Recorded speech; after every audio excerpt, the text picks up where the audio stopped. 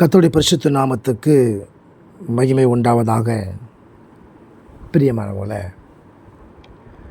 நம்முடைய வாழ்க்கையில் ஜெபம் எவ்வளவு முக்கியமான ஒரு ஆயுதம் என்பதை குறித்து நமக்கு நன்றாகவே தெரியும். ஏன் நான் ஜெபிக்கணும் அப்படின்னு நம்ம கேள்வி கேட்டோம் அப்படின்னா, உலகம் முழுவதுமாக அதிகமாக செய்யப்படுகிற ஒரே வேலை கிரியை அது ஜெபம்தான். இன்றைக்கி எத்தனை பேருக்கு ஜெபம் ஒழுங்காக ஜெபிக்க தெரியும்? ஜெபம் என்பது அண்ட சராசரத்தை உண்டாக்கின தேவாதி தேவனை அசைத்து நமக்காக செயல்பட வைக்கிறது. அதனால தான் சீஷர்கள் லூக்கா சுவிசேஷம் 11ஆம் அதிகாரம் 1ஆம் வசனத்தில் எங்களுக்கு ஜெபிக்க கற்றுத்தாரும் என்று சொன்னார்கள். அவங்க பிரசங்கிக்க கற்றுத்தாரும், பிசாசுகளை விரட்ட கற்றுத்தாரும் என்று கேட்காம என்ன கேட்டாங்களா? எங்களுக்கு ஜெபிக்க கற்றுத்தாங்க என்று சொல்லி. ஏன்? இயேசு ஜெபித்த போது தாங்கள் இதுவரை அறியாத வல்லமையான ஒருவரிடம் அவர் தொடர்பு கொள்வதை பார்த்து சீஷர்கள் எங்களுக்கு ஜெபிக்க கற்றுத்தாரும் என வேண்டிக் கொண்டார்கள். பிரியமானவர்களே, ரட்சிப்பு என்பது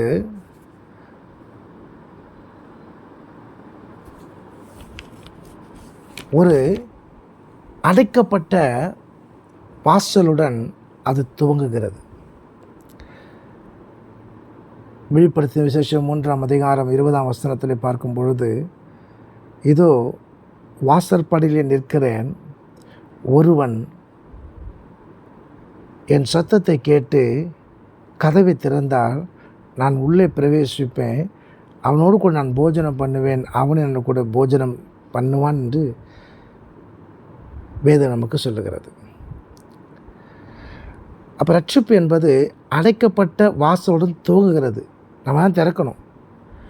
ஜெபம் என்பது திறக்கப்பட்ட கதவோடு துவங்கி பின்னர் பிதாவோடு நெருங்கிய உறவுக்காக அது மூடப்படுகிறது.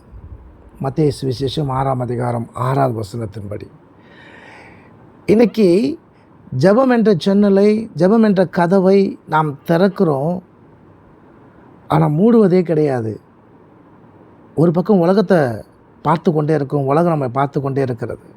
அவரோடு உறவு கொள்ளும்படியாய் அந்த கதவை நாம் அறை வீட்டுக்குள்ளே பிரவேசித்து அந்த கதவை பூட்டி நம் தேவனோடு கூட உறவு கொள்ள வேண்டும் என்பது தான் ஜெபம். ஜெபம் என்பது நமக்கும் தேவனுக்கும் உள்ள தனிப்பட்ட உறவு.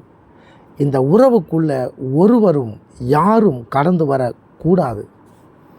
ஆம், எஸ்தர் புஸ்தகம் 9ஆம் அதிகாரம் 1ஆம் வசனத்தில் பார்க்கும் பொழுது, ஆதார் மாதத்தில் 13ஆம் தேதியில் கர்த்தர் ஒரு காரியத்தை அங்கே செய்தார். யூதருடைய பகைஞர்கள் யூதர்களை மேற்கொள்ளலாம் என்று சொல்லி அந்த நாளை நியமித்திருந்தார்கள். ஆனால் கர்த்தர் அந்த நாளை யூதர்கள் தங்களுடைய பகைஞரை மேற்கொண்டு ஜெயிக்கும்படியாக காரியத்தை மாறுதலாய் மாற்றி முடித்த ஒரு நாள். யூதர்களை அழிக்கும்படியாய் திட்டங்கள் தீட்டப்பட்டது,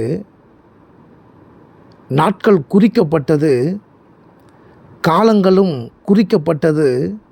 ஆனால் குறிக்கப்பட்ட அந்த காலத்தில், அந்த நாட்களில் கர்த்தர் காரியத்தை மாறுதலாக மாற்றி அமைத்தார். எப்படி அப்படின்னா, எஸ்தர் புஸ்தகம் 9ஆம் அதிகாரம் 17 மற்றும் 18 வசனங்களை பார்க்கும் பொழுது, அந்த நாளை விருந்துண்ணு சந்தோஷப்படுகிற நாளாக்கினார். அல்லேலூயா. அந்த தேதியையும் அந்த காலத்தையும் அவர்கள் கேட்டபொழுது அவர்கள் கலங்கினார்கள். கர்த்தர் அதை மாற்றி போட்டார். காரணம் என்ன? அவர்கள் செய்த அந்த ஜெபத்தினுடைய வல்லமை, அந்த ஜெபத்தினுடைய கிரியை. ஏன்? இந்த உலகத்தை உண்டாக்கிற அந்த தேவாதி தேவனை அசைக்கும் ஜெபம். நம்மக்கிட்ட அப்படிப்பட்ட ஒரு மகிமையான ஆயுதத்தை தேவன் நமக்கு கொடுத்துருக்கிறார். யூத மக்களுக்கு அவங்களுடைய வாழ்க்கையில் காரியத்தை மாறுதலாய் மாற்றி கொடுத்தது அந்த ஜெபம்தான். உபவாசித்து அவங்க ஜெபித்தார்கள்.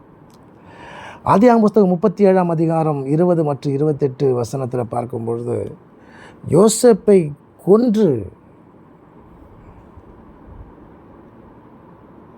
அவனுடைய சொப்பனை எப்படி நிறைவேறும் அப்படின்னு அவங்க நினச்சாங்க. அவனை விற்று போட்டாங்க. இதோட முடிஞ்சிருச்சு. இதோட யோசேப்பு கதை பேசப்பட மாட்டாது.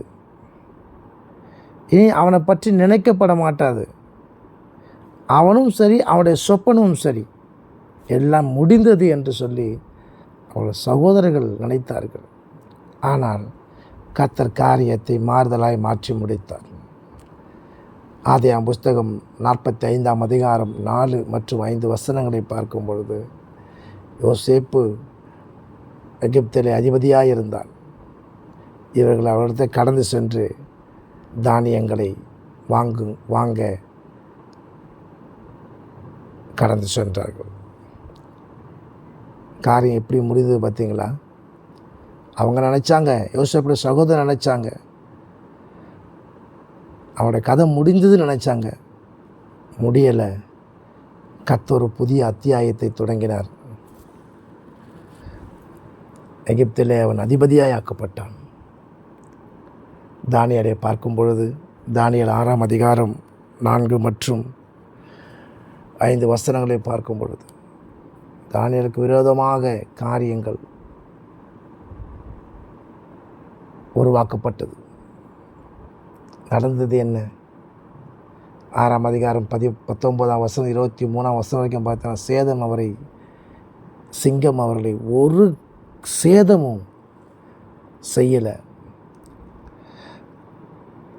தானியேலை இல்லாமல் செய்ய வேண்டும் என்று சொல்லி மற்ற பிரதானிகள் நினைக்கும் பொழுது, சிங்கக்கெபிலே போட்ட பொழுது, இதுக்கப்புறம் தானியேலுடைய சகாப்தம் முடிந்தது நினச்சாங்க.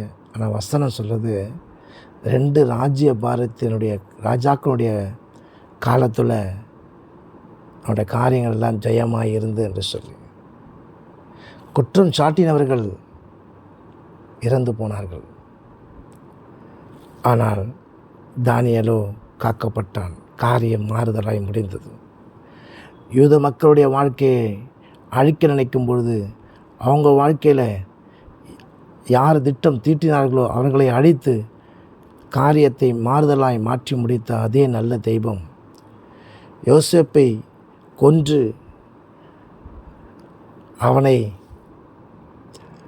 அவனையும் அவனுடைய சொப்பனத்தையும் இல்லாமல் போக செய்வோம் என்று நினைத்தவர்கள், அவர்கள் மத்தியிலே காரியத்தை மாறுதலாய் மாற்றி அமைத்து அவனை அதிபதியாய் ஆக்கின கர்த்தர், தானியேலை அழித்து இனி ராஜாவுக்கும் ராஜாங்கத்துக்கும் தாங்கள் தான் இனி முக்கியமானவர்கள் என்று நினைத்தார்கள்.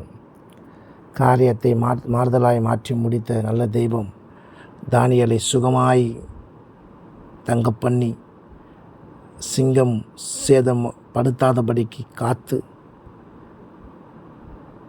2 ராஜ்ய பாரத்துடைய காலத்தில் தானுடைய காரியங்கள் ஜெயமாக இருக்கும்படி கர்த்தர் மாற்றி போட்டார்.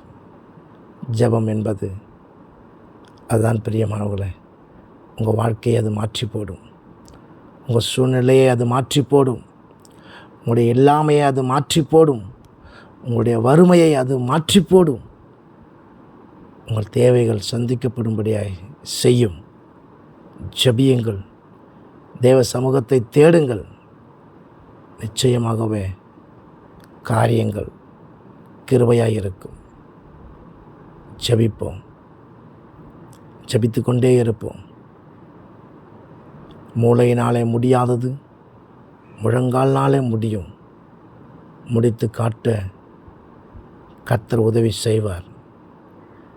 சோராது தளர்ந்து விடாமல் தேவ சமூகத்தை தேடுங்க, ஜெபிங்க. கர்த்தர் காரியத்தை மாற்றி முடிப்பார். ஆமென். God bless you.